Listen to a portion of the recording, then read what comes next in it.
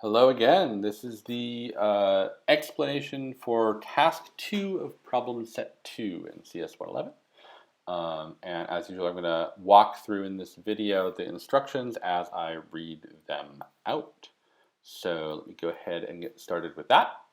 So for this task called Modular Monsters, the goal is to draw some different pieces of monsters that can be fit together in multiple combinations. So we're going to draw heads and tails and bodies that are independent functions. So this is emphasizing that theme of being modular, of different things that can be pulled apart and put together in multiple ways.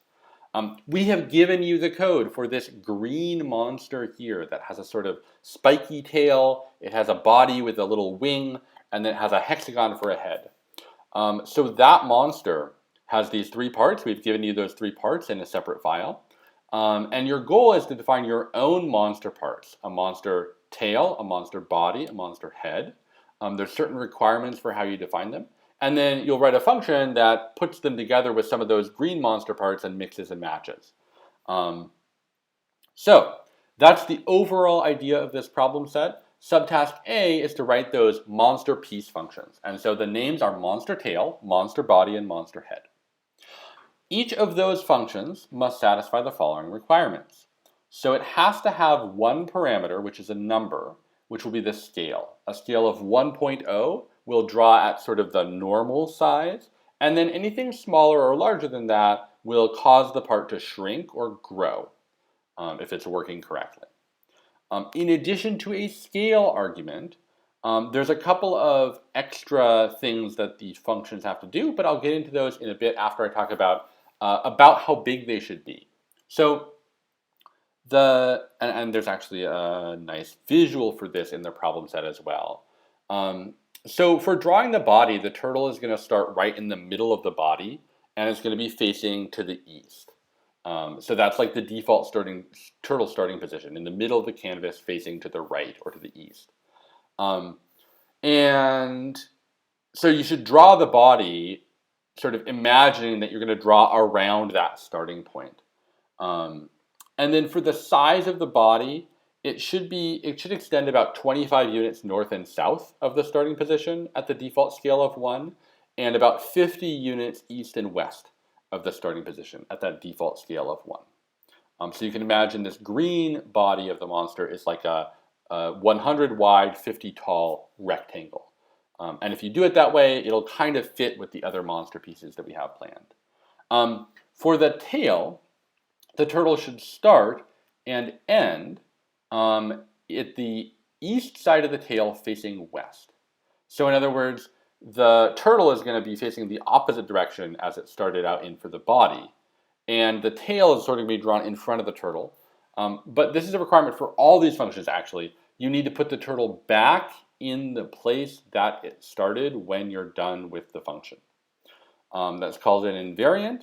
And it's one of the tricky things to get right with these functions, but it makes them a lot easier to use together.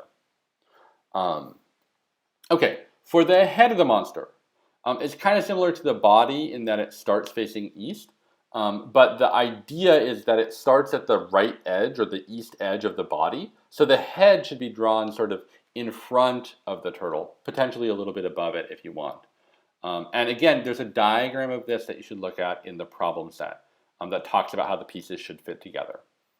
Okay, so that's the different sort of scale and sizing stuff. What are the actual requirements for the code you need to write in these functions? Here are the requirements. So each function must use the pen size function to set the pen width. Don't assume that it will be the default width. Each function must also use the pen color and fill color functions, or just the color function, to set both the pen and fill colors. So don't assume that the color will be anything when you start. Set that pen and fill color when you start your function. They also have to use begin fill and end fill to draw some kind of filled in shape at some point. And they have to leave the pen in the down position at the end of the function. So you shouldn't call pen up near the end without calling pen down before the final line of the function. Okay, now each of the functions also has to do at least one of the two options. So you have an option here with what you're going to do. And each body piece may do this. You can choose different options for different body pieces. Option 1 is that you use either the circle function or one of the turtle beads functions, draw circle, draw dot, draw ellipse, or draw polygon. Draw square and draw rectangle do not count for this purpose. So we just want you to draw a kind of like non-super simple shape, right? We don't want you to just like draw a square and be done with it, right? Draw something interesting. Have fun with this assignment. The other option that you can choose if you don't want to draw one of those complex shapes is to define your own custom function for drawing a piece of the monster, like monster leg or monster wing or whatever you want it to be, and call that function at least twice.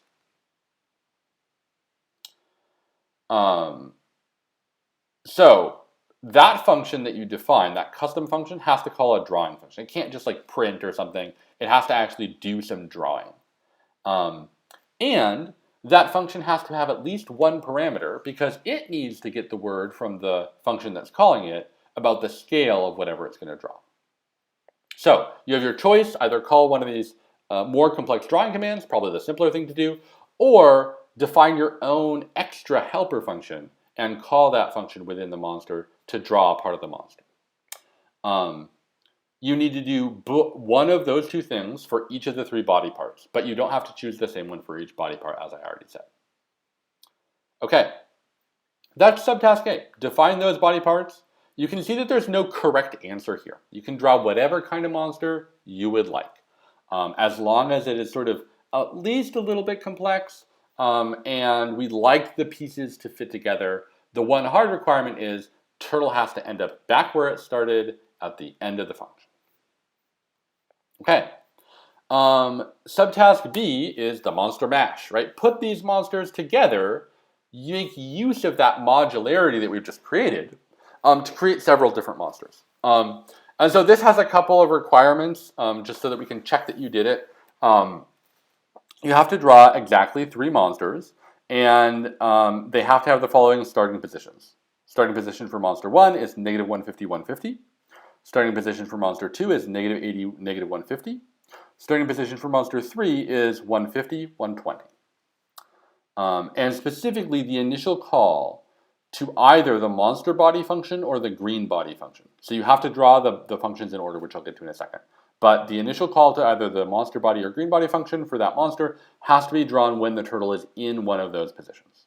You're free to choose a different angle for the turtle as long as the XY coordinates are those. Okay, each monster must have a body, a tail, and a head, right? You have to have all the pieces. And you have to draw them in that order. Body first, then tail, then head. You can look into the provided, there's a My Monster function that we provide for an example of how to fit the pieces together. And you can even use that function for one of the monsters. Each body part must be drawn using either the monster function for that part, so the function that you defined in the file that you're working on, or one of the green monster parts. So there's a green body, green tail, green head. Those 3 functions are in a provided file. You can use one of those functions instead of one of your functions for the monster parts. But there's another file that we provide called the stick monster that is just like the super basic, doesn't meet all the requirements monster. You're not allowed to use those for your monster mash. Okay, finally, or not quite final requirement, but next requirement to make things interesting. Each monster has to have a different combination of body parts from every other monster. So no 2 monsters should look exactly alike. You can reuse as many individual parts as you wish. You could use the same tail for all the monsters, as long as they don't also have the same body and the same head. And then the other thing here, you must also use each of the 6 parts, so there's 3 green parts and 3 of your custom parts, at least once. And so that means that you can't actually have all the monsters have the same tail because you need to use both different tails. The simplest way to meet these 2 requirements together is to simply draw one monster that's just green body, green tail, green head. One monster that's your head, your body, your tail, right? So that way you've used all of the parts between those 2 monsters. And then a third monster that's some kind of combination that's mixing the parts. And then all 3 of those monsters will be different. You'll have used all the parts. Requirement satisfied. Finally, each monster must be drawn at a different scale. So each monster part has that scale parameter to determine how big it is. We suggest you pick scales between about 0.5 and 1.3, but you can use whatever you want as long as they are drawn at a different scale. And the example image in the problem set near the top with orange and green monsters in it, that image meets these requirements. In terms of the placement of the monsters, the angles, the different parts that are used, it meets all those requirements. So that is problem set 2, task 2. It's a little bit open-ended. You can draw whatever kind of monster parts you want. I'm going to go ahead and read through the rubric now to talk about the details of this, just to make sure that we're clear on that. But that's basically the task. So core goals. Core goal number 1 is a really easy one. There should be no errors when loading your code. If you click that run button, we shouldn't see a syntax error or an indentation error or any kind of error. It's kind of a freebie, honestly, because otherwise the rest of your code won't work at all. Rule number 2. The monster tail function, as I mentioned, must put the turtle back where it started. So we'll measure the position before and after calling that function. If it's different, we're going to round to the nearest pixel or degree. But if the angle is different or the XY position is different, you're not going to make that goal. Next goal is that the monster body function should put the turtle back where it started. And then there's a goal that the monster head function should put the turtle back where it started. So all 3 of those functions should have this invariant that the turtle position doesn't change before or after the function. Okay, next core goal is that the monster mash has to draw 3 monsters, right? Using these combinations of body parts with the green monster parts and your custom parts. And that's basically what I was just describing with those different rules, is all part of this one goal.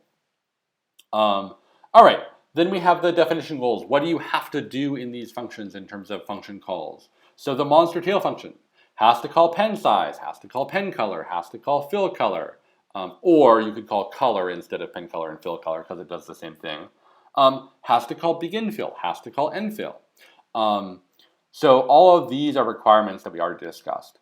There's another requirement here that you should not use any absolute movement or orientation functions, and this is important. So you're not allowed to use set heading, realign, set x, set y, go to, set position, set pause, or teleport.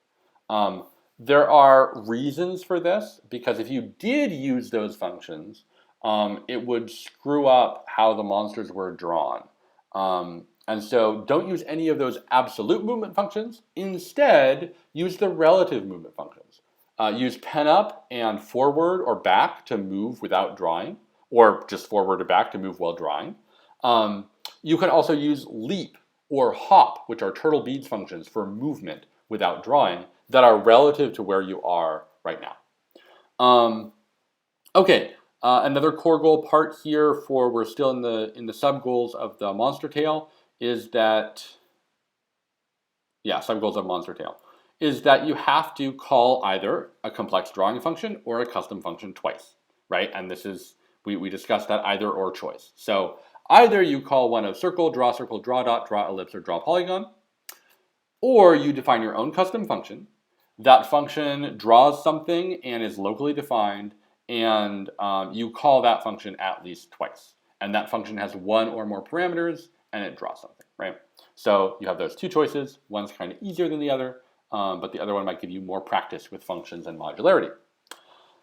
Okay, so we have the exact same subgoals for monster tail also apply for monster body. And guess what? They also apply for monster head, right? So those 3 functions each have the same subgoals that you have to call pen size, pen color, fill color, begin fill, end fill. You're not allowed to use any absolute movement or orientation functions, and you have to either call a complex drawing function or call a helper function twice. Okay, lastly of the core goals, you have to define that monster mash function, and the requirements for that is that it has to call monster tail, monster body, monster head, green tail, green body, and green head, each in at least one place, right? And that's to enforce that requirement that you use all the pieces available to you. Okay, what are the extra goals for this task? Well, extra goal is, number 1 is that the monster tail function leaves the pen down at the end. That's something I mentioned. It's not a core goal, it's an extra goal, but It is worth some credit. And then we have the same goals for monster body and monster head, that they leave the pen down at the end. You don't forget and leave the pen up. And then another extra goal is that Monster Mash uses the required starting positions. I said that you have to draw the monsters in particular positions. If you mess up the positions, it's not a core goal, it's an extra goal, so it's not worth as much. But those positions are, again, ooh, it looks like there might be a typo here. Hold on, let me double check this real quick. I better fix that. Yeah, those positions are negative 150, positive 150. There's a typo which I will correct. Negative 80, negative 150, and 150, 120. Pay attention to the starting positions that are in the problem set description, not in the rubric, until I update the rubric. All right, last two core extra goals for the rubric are that Monster Mash must draw each monster with a different mix of body parts, which I discussed, and that Monster Mash must draw each monster with a different scale, which I also discussed already. So those are the rubric goals for problem set 2, task 2. I'm going to end this recording and create another one for problem set 2, task 3.